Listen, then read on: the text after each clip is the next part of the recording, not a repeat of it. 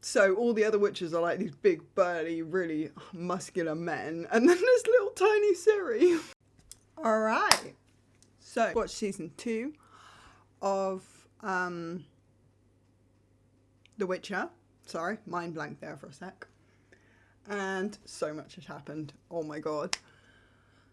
We got introduced, well, she wasn't a new character, like we knew her in season 1, but I think she really kind of got a much bigger role in season 2, and that's Fringilla. She's one of my favourite characters because she's like sugar and spice. She's really nice and hyper evil all at once. She had a big role at the end of season 1, definitely. I'm loving her position in season 2 because it's so fraught with, you know, she's on like the side of Nilfgaard, which I called Navgard in the last video. But yeah, and they're not great. They're not great. Neither is the witch cult that she's sort of not leader of, but well, she was always, I suppose, trying to become the leader of it. But neither of them are great, so they're very unforgiving for anything they view to be a mistake, and it's a religious cult, so the word mistake is a little bit sort of subjective here. But I'm really liking her arc. It's got some definite pizzazz to it. Oh, Yennefer. That was her name, by the way. Yennefer is the main witchy lady, and she has no power for almost the entirety of season 2. She lost it right at the end of season 1 when she did this awesome fire sort of attack thing to save the city of Sodom. I think that's what it's called, Sodom? Something like that. And yeah, so she lost all of her magic, could no longer be like, you know, potential witchy warlord lady.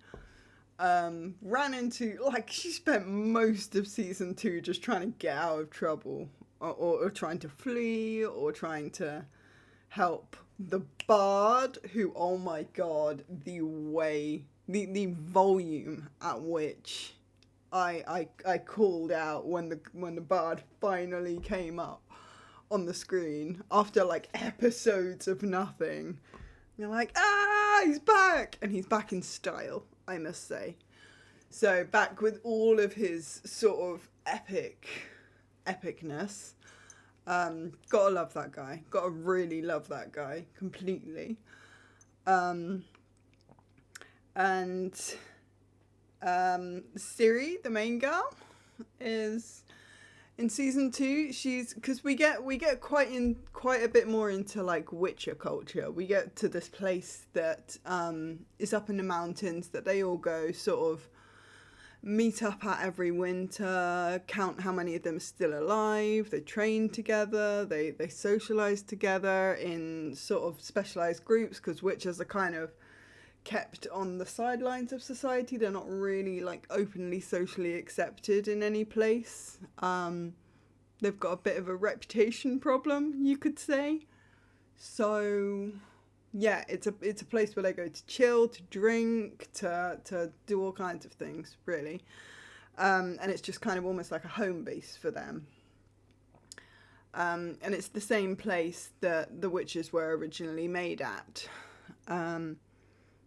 And you find out that they don't really have the ability to make any more witches as it stands, because they're missing one of the key ingredients, and it just so happens one of the key ingredients is present in Ciri's blood. So there is this really cool moment where, because Ciri's taken there by Geralt, by the main witcher, and she's all training up and, you know, failing at it mostly, but eventually succeeding, and probably well upping her skill level, like her physical fighting level, because her magical level is off the fucking charts, but she can't control that for shit.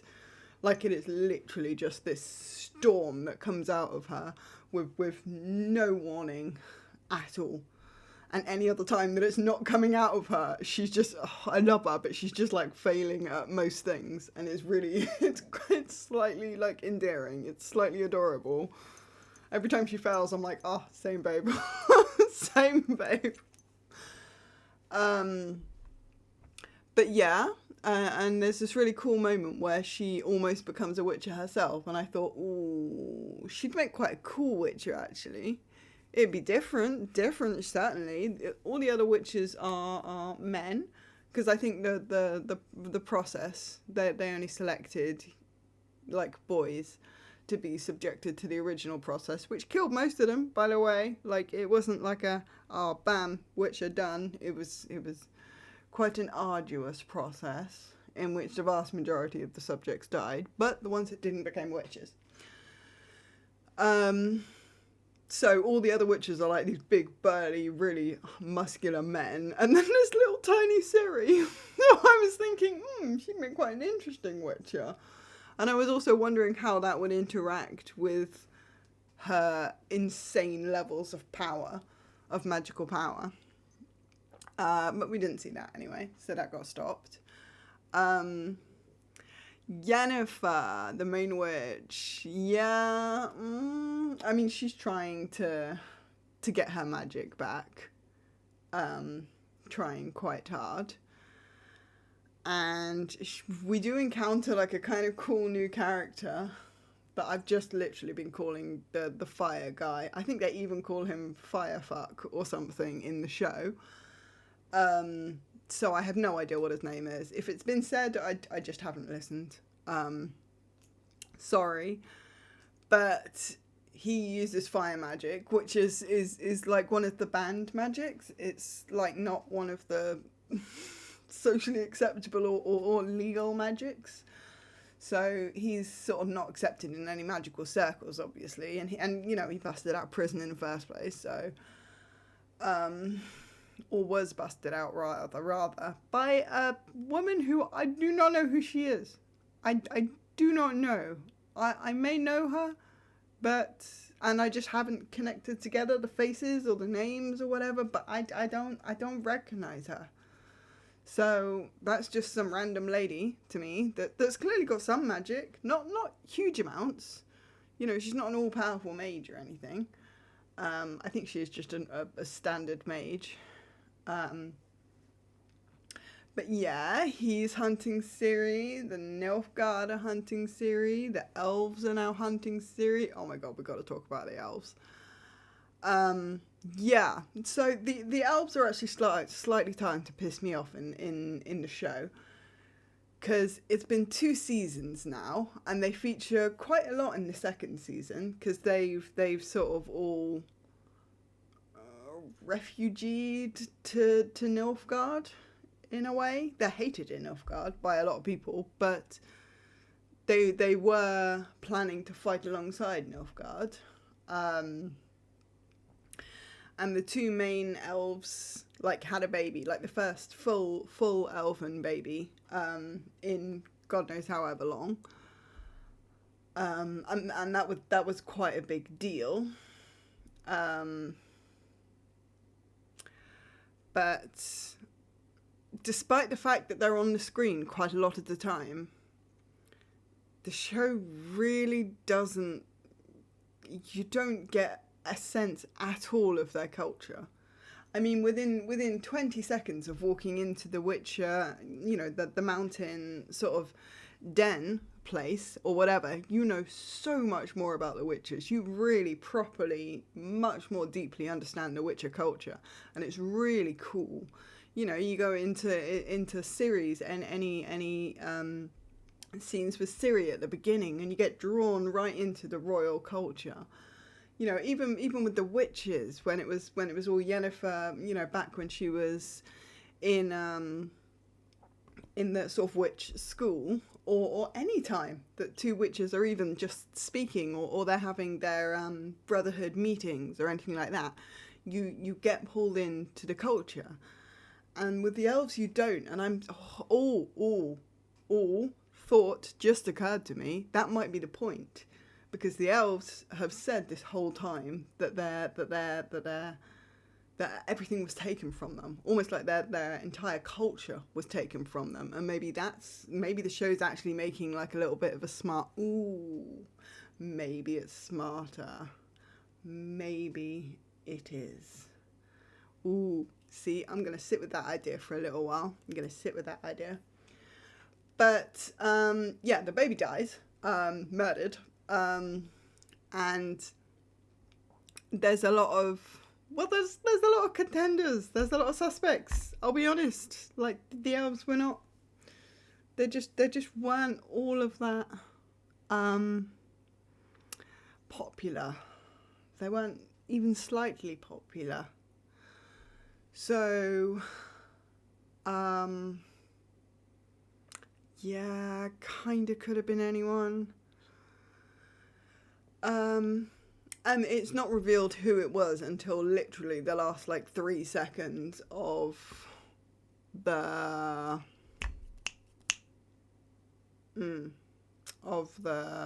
show. Sorry, I don't know why I'm mind blanking so much. I do like it. I mean, we still like Geralt, the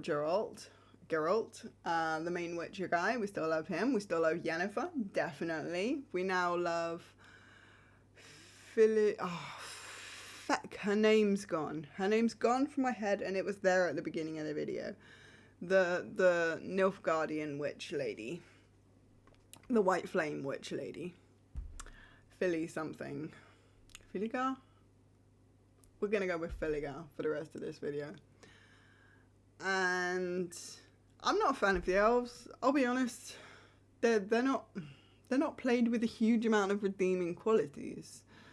And, because of the lack of any kind of cultural conversation there, because you don't really get to learn who they are. All you've really got is the way that the entire rest of the world reacts to them, and you know that that's wrong because the rest of the entire world seems to be extraordinarily racist against them. So you're just kind of left with nothing. And all you really see is the way the elves react to the racist world, which isn't fair because no one's going to run about hopping and skipping when they're, being attacked by racists on literally every side. They're going to be pissed. They're going to get bitter. It's kind of understandable. Now, Yennefer's and Geralt's relationship is seriously tested within this series, which is interesting. I mean, it's been tested about 1 million times, but this is a lot more serious. So, because she fucks with Ciri. And that's kind of a no-go. He kills people that fuck with Ciri. And he doesn't kill Yennefer, but cuts it pretty fine.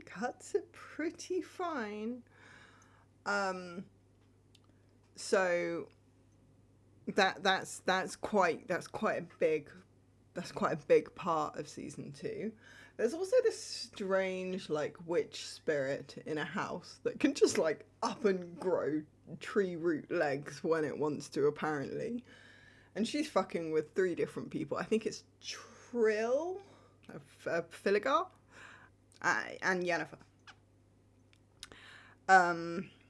And she's really preying on what they want most in the world, their desperation. She feeds on that shit. So it's quite a big part of it because she ends up sort of possessing Ciri at some point. And Yennefer's in hardline in her redemption arc by that point. She wants everything back. She wants Geralt back. She wants Ciri back. She wants a life back, and she doesn't really give a shit as much about getting her magic back, and that's quite a big one. And that's huge for her. Huge. And Geralt doesn't forgive her immediately. It's not one of them kind of thank you, we're good now kind of situations, but I think it goes a long way. She saves Ciri, and it goes a long way. I quite like the second season. I'll be honest, it's good. It's really good. I can see that there's only 3 seasons, and I don't know whether that's because they wrap it up. in season 3 or whether that's just as far as they've gotten with it so far. But it's quite cool. I like its vibe. It's got a cool vibe, and it's a lot of action. It's a lot of action. No big cool battles like Sodom or Sonder or whatever the fuck that place is called at the end of the first season. God, words are failing me today. Great day to film a video. But I love it. I would really recommend it because it's quite cool to just slide into a sort of fantasy world for a little while. It's quite cool. So yeah, I don't know. But yeah, that is season 2. My thoughts anyway on season 2 of The Witcher, and I'll update you all with season 3. Ciao.